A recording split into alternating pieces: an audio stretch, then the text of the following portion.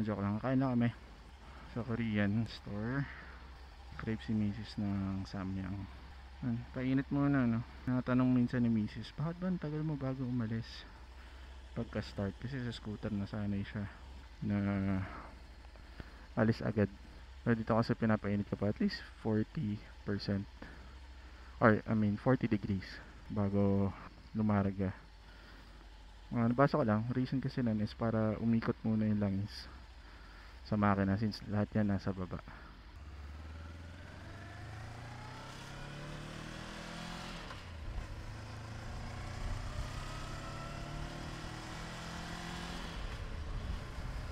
Ngayon guys, no, medyo malamig ngayon. Kasi pag gantong summer dito sa Tagaytay, Mendez, medyo ano na, medyo mainit pag tanghali. Pero pag gabi, suwabe pa din yung lamig. Kaya, yun, pag summer, ayun, kahit pa paano thankful kami kasi hindi sobrang init dito. Actually, yun yung isa sa reason ba't lumipat din kami dito. Tsaka tahimik, sariwa pa yung hangin, kahit pa paano. Medyo nalayo sa ano, sa mga kamag-anak, pero meron din naman kaming kamag-anak dito. Sila misis. Ayos na, daan tayo dito sa isang back road. Dito masyadong dinadaanan kasi, well, una medyo ikot siya, pero ito yung isa sa daan para makaiwas sa traffic. Tsaka medyo madilim. So nga no, pupunta lang tayo, quick ride lang dito sa may Korean Mart, Furi Mart, parang ganun yung pangalan, nakalimutan ko. Bago lang siya, 24/7 siyang Korean Mart na pwedeng mag dine in. Kunyari may in order ka, pwede mo rin din ilutuin para para kainin na din, para mas mabilis. Actually cool nga yun eh, kasi sa Korea ata may mga ganun na rin. Ayan o, sabi ko guys, medyo madilim talaga dito. Kabuti na medyo malakas yung ilaw. Hindi pa lang yung nakatira dito actually. So medyo tahimik ang part na to. Siguro mga magto 2 years pa lang kami dito lumipat. Before, nandun lang kami sa Parañaque, Las Piñas area. Pero since gusto namin ng medyo mas tahimik, mas kalmado dito. Ang problema lang dito, yung grab food minsan, konti na lang yung choices pag madaling araw. So usually yung choice mo na lang McDo, Jollibee. Katulad sa Manila na marami ka pa mga orderan, diba? Dito medyo limited na. Kasi ibang resto dito nasara na rin pag gabi. Ayan, pag natumbok na yung kaninang diretso, pag kinaliwa yan, papunta yan ng bypass. Pag yung itong kanan naman, lusot na yung Tagaytay Aguinaldo Highway. Hindi naman yata Aguinaldo na yun eh, kasi papunta ng ano yan eh, Mendez Crossing. Tsaka okay na rin yung daan dito, nice nila. Before kasi lubak-lubak din talaga dito. Pero ngayon okay na, swabe na, spaltado. Pero hindi pa lahat actually. Ayan, tulad yan. Ito yung sikat na resto, no? Charles. Ayan. Charles Garden. Dalas din kami dyan. Solid dun yung dinakdakan.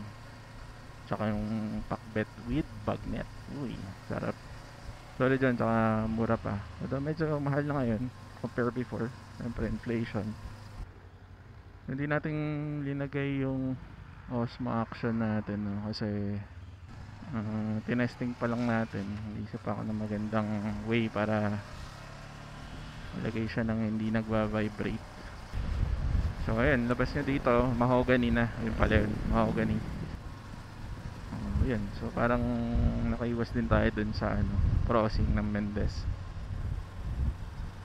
So marami lusutan dito eh, basta alam mo lang kung saan lalabas. Hindi ka mata-traffic, lalo na sa ating mga nakamotor. Dito lang yung banda. Ito na nga.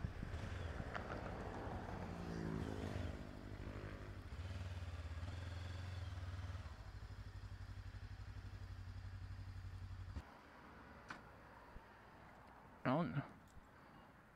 Funhan. Yun pala yung tawag mo. Funhan. Guys, oh.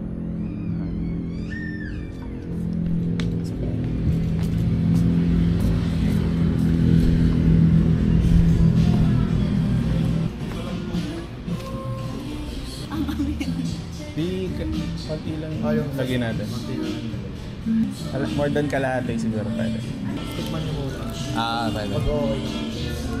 Parang mag-soup. Parang masarap din mag-soup. What? Anong recommended na soup pang sabaw, brother? Ano sir, ano po yung spicy po gano'n? At medyo mild lang. Ito sir. Gin ramen. Kasi ano sir, may mga cheese din po kami, cheese ramen na spicy. Hindi tayo mag-echo sa...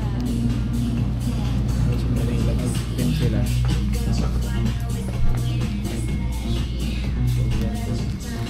Drinks.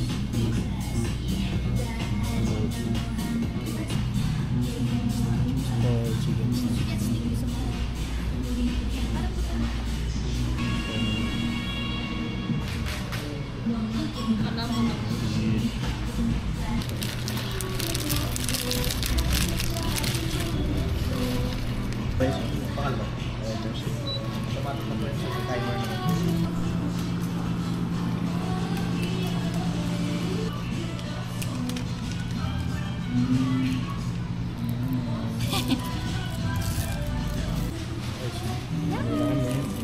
Gin ramen yun.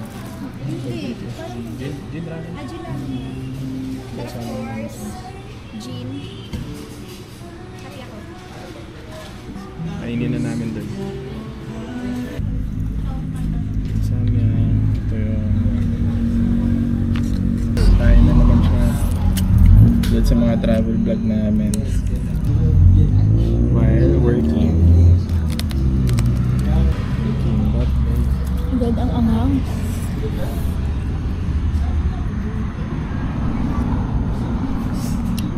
Solid. Sarap na ito. Ayan guys. Tamang din. Hindi, mild to eh. Kami ko yung mild. Pero nainis ko tayo. Sakto lang. May hagod pero sabi lang.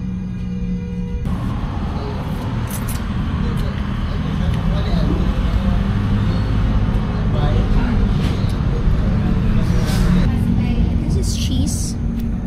Cheese bulgogi. Cheese kimbap. May... Ito pa yan. Isip pa na ako. Anghang. Ako naman.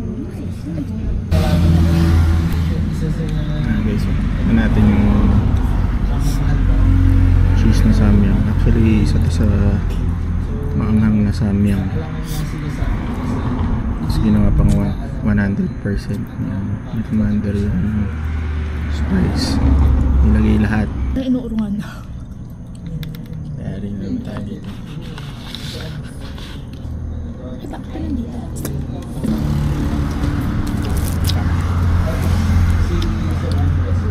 Anghang. Guys, tapos na tayo kumain. Diyan nag-work lang konti si Commander. May basag.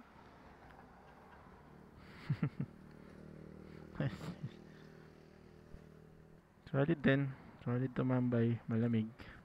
Solid kumain. Dami nag-flyby na inline 4 dito guys. Look.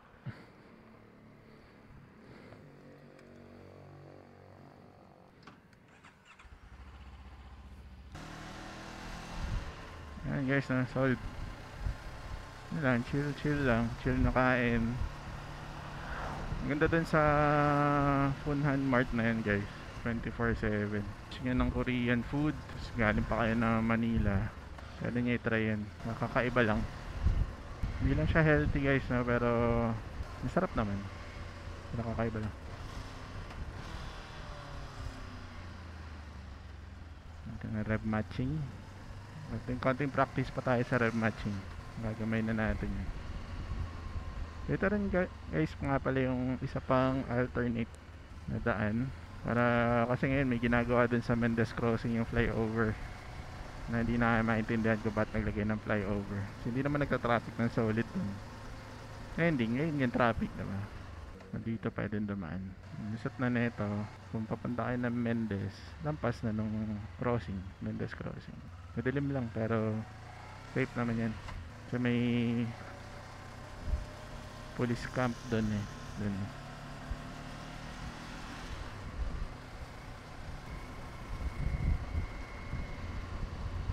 Ayan, dilim diba? Ayan talaga malakas-lakas yung ilaw ng stop. Hiniginaw ka? Hiniginaw ka? Magana yung kamay mo. Ayan guys, so kanan na lang kami dito pa Mendez. Kasi kung gusto mo dumiretso dun sa proper na daan, diretsuhin nyo lang yun. Lampas ng dasot ng Jollibee Mendez.